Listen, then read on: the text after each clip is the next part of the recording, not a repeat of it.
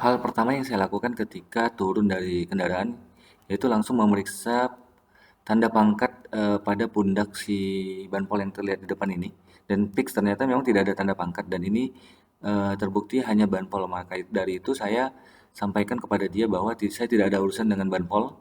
Saya mencari perwira yang bertanggung jawab pada operasi di tempat ini.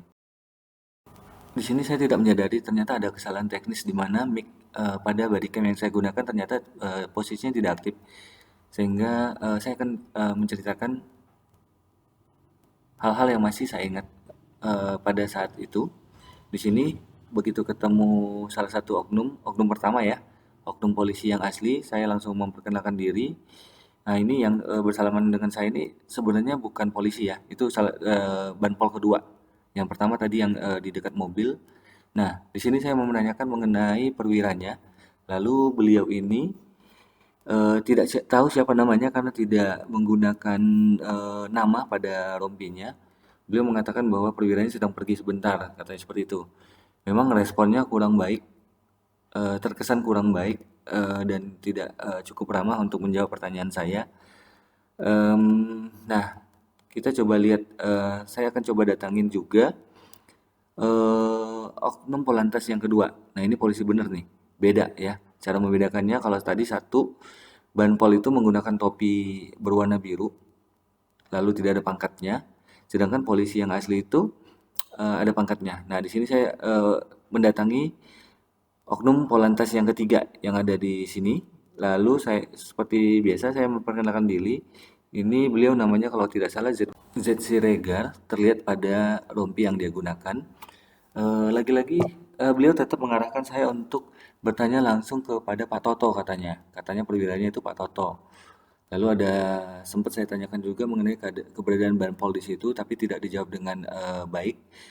Lalu beliau tetap mengarahkan kembali saya untuk bertanya lagi ke Pak Toto saja. Seperti itu. Karena tidak mendapat jawaban dari beliau tadi, akhirnya saya kembali lagi. Lalu saya ketemu Bapak Polantas yang lain. Ini tadi sempat tidak belum sempat berkenalan. Ini beliau namanya Jet Batubara.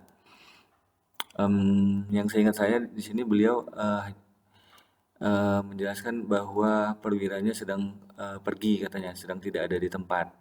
Nanti balik lagi. Nah, seperti itu. Lalu sempat di sini saya juga mempertanyakan mengenai keberadaan 3 orang banpol di lokasi ini, tapi tidak dapat dijawab oleh beliau. Katanya nanti dengan Pak Toto saja. Seperti itu ya. Ini sayangnya mic-nya tidak berfungsi sehingga tidak bisa mendengar langsung apa yang disampaikan oleh beliau.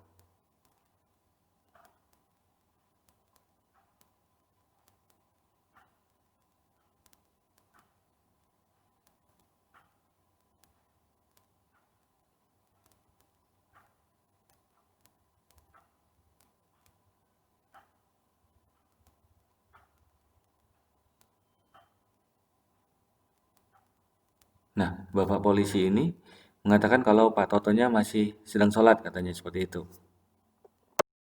Nah, kita bisa lihat sama-sama ya. Jika sebelumnya sempat terjadi kemacetan, lalu ada terjadi penumpukan kendaraan karena sedang diperiksa. Nah, saat ini begitu saya datang, kondisinya sepi, sepi penindakan. Karena belum mendapatkan jawaban yang jelas, akhirnya saya datang lagi nih. Saya lihat ada salah seorang oknum yang ada di belakang sini. Lalu saya datangin beliau sambil melihat apa yang terjadi di belakang sini ya. Lalu beliau mengatakan dia sedang sibuk, nanti saja dengan Pak Toto, katanya seperti itu ya. Dan saya lihat beliau sedang menulis surat tilang sepertinya. Nah, tapi yang anehnya kenapa 2 orang pengendara ini harus dibawa ke belakang untuk menulis surat tilang. Walaupun memang kita lihat beliau sedang menulis surat tilang ya.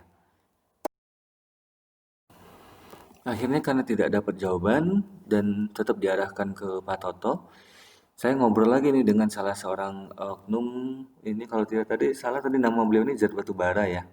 Pak Zat Batubara, saya sempat mempertanyakan mengenai kegiatan razia di sini.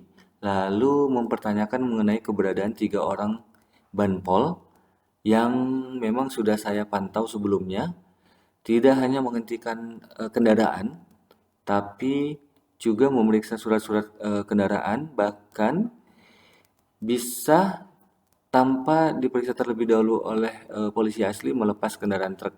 Nah, ini yang dimaksud mereka adalah Pak Toto. Pak Toto ini adalah perwira yang bertugas di lokasi ini. Informasinya seperti itu. Beliau dengan ramah menyambut saya, lalu sempat terjadi perkenalan diri sebelumnya. Kita bisa lihat sama-sama dari wajah beliau ya. Lalu Pak Toto memarkirkan kendaraannya, saya menunggu.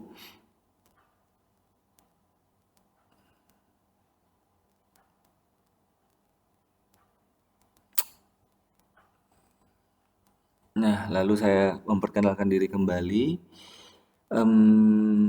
Saya tanyakan mengenai kegiatan razia di sini. Apakah kegiatan razia di sini resmi? Kata beliau resmi. Karena itu saya bilang, oh kalau resmi berarti ada surat perintah tugasnya ya Pak ya. Oh ada katanya gitu, seperti itu ya. Em, lalu saya minta kesediaan beliau, apakah saya boleh lihat Pak surat perintah tugasnya. Dan beliau ini ya tidak keberatan. Lalu kami berjalan ke arah mobil. Sepertinya surat perintah tugasnya ada di dalam mobil dinas ini.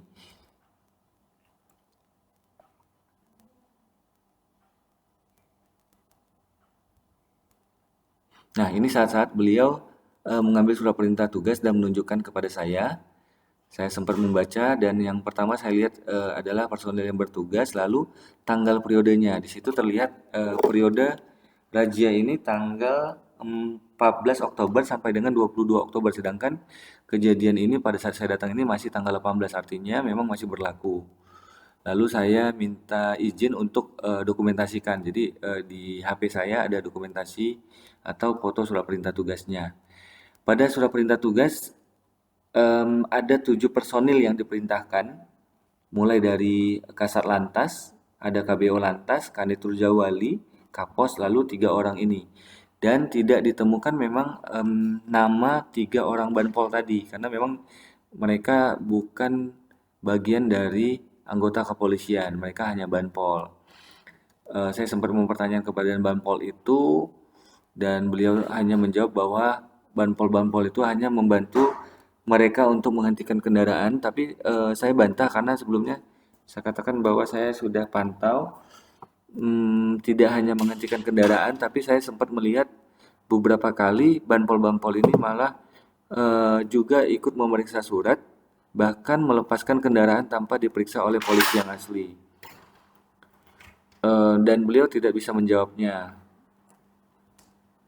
Lalu sempat saya katakan bagaimana jika ketiga orang banpol ini melakukan razia sendiri tanpa sepengetahuan Bapak, siapa yang bertanggung jawab? Tapi beliau tidak bisa menjawab pertanyaan tersebut. Pada bagian ini saya mengucapkan terima kasih atas sambutan yang baik dari beliau dan sudah menjawab beberapa pertanyaan saya.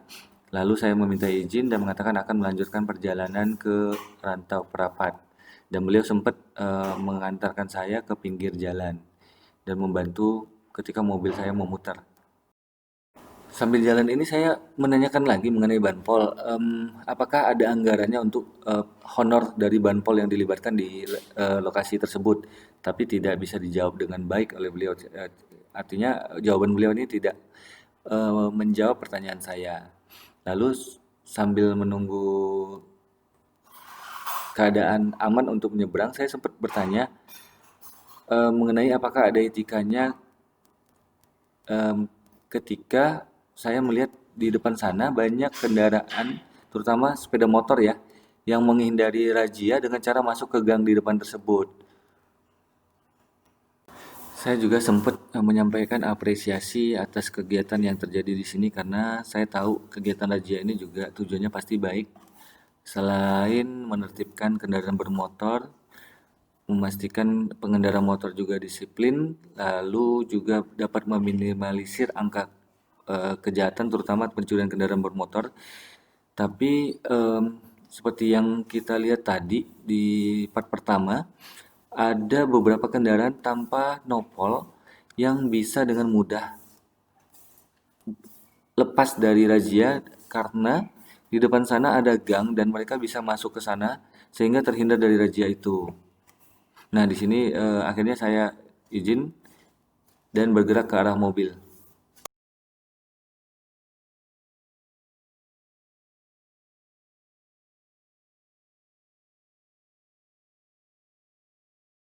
Di sini kita beralih ke rekaman dari dashboard kamera mobil saya. Saya masuk mobil lalu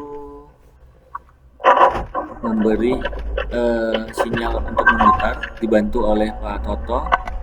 Saya dibantu oleh Pak Toto untuk dan melanjutkan perjalanan ke arah rantau Prapat. Ini Mbak, cerita pengalaman saya ketika menemukan razia di Jalan Sedadap ketika menuju rantau Prapat. Di sini perhatikan banyak sekali warga yang berhenti menunggu kegiatan razia tersebut selesai. Lihat banyak sekali mobil menumpuk